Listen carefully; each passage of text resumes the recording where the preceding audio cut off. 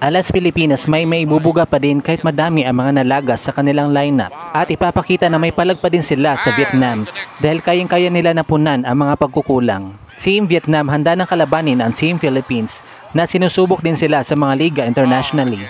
Kaya bibigyan nila ngayon ng magandang laban ang ating mga kababayan. What's good, volleyball fans? It's nice to be back with you here on Powerhouse Volleyball PH. Kindly do subscribe to my channel and hit the notification bell to be notified whenever I post a new video.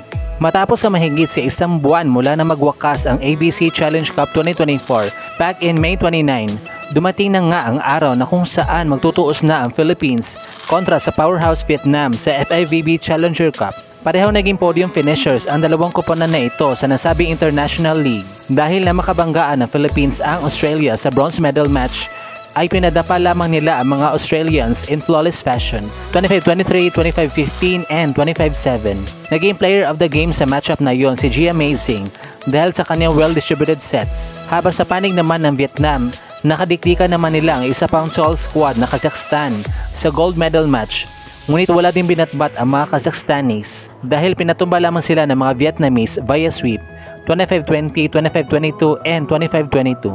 So, sino kaya ang mananaig sa laban na ito? Well, sa mga nagdaang linggo ay madami nga naganap na kaguluhan sa roster ng Alas Pilipinas na nagsimula nang ianunsyo ang exclusion ni Tots Carlos dahil sa kanyang iniindang knee injury. Nasinundan naman ng usap-usapan na hindi na din mapapasama sina Alyssa Solomon, Aya Laure, and Jen Yerva matapos di umano silang hindi masilayan sa practice. At ang pinakahuli nga ay ang pag-convert kay Gemma Galanza into a libero na eventually binalik din sa pagiging outside hitter. Pero ang middle blocker naman na si Cherry Nunag ang ipinalit sa kanya bilang isang libero.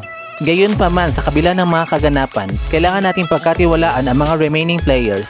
Hindi dapat mawala sa game plan ng Alas Pilipinas at palagi nilang isa-isip na matatangkad ang Vietnam. Kung kaya't huwag sila basta nalang palo ng palo, kailangan nilang pag-isipan ang bawat atake na gagawin nila. Mahalaga din na bantayan ng ating mga kababayan ang tandem ni Nguyen and T4 lalo na kapag nasa harap sila, sapagkat sila talaga ang palaging binibigyan ng most of the sets. And lastly, kung maaari ay bigatan ng ating mga representante ang kanilang services. Hanggat kayang pahirapan ang mga Vietnamese sa service line pa lamang, ay yun lang ang palagi nilang gawin. Buhat nga na mahirap talaga pigilan kapag sila ang pumalo. Dahil kayang-kaya nila umibabaw lalo na't matatangkad sila at matataas tumalon. Samantala, magiging pambato ng Vietnam ang tatlong awardees sa ABC na sina Nguyen Can Dang as the best libero, Lee Thanh Thuy as the best middle blocker, and Nguyen Thi Bích Thuyen as the most valuable player. Pero syempre, hindi rin magpapahuli ang ating dalawang awardees na mga alas ng Pilipinas, which are Angel Canino as the best opposite hitter and Gia de Guzman as the best setter. Kaya naman ipagdasal at suportahan po natin ang Alas Pilipinas sa kanilang knockout game against Vietnam sapagkat ang mananalo ay siyang makakausad sa semifinals. Bukas na po yan, July 5, 2024 around 6:30 PM na maaaring mapanood sa One Sports, One Sports Plus, and Pilipinas Live.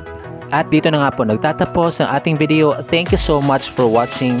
Huwag niyo po kalimutan mag-subscribe sa aking channel para ma-notify ka kapag may panibago akong upload.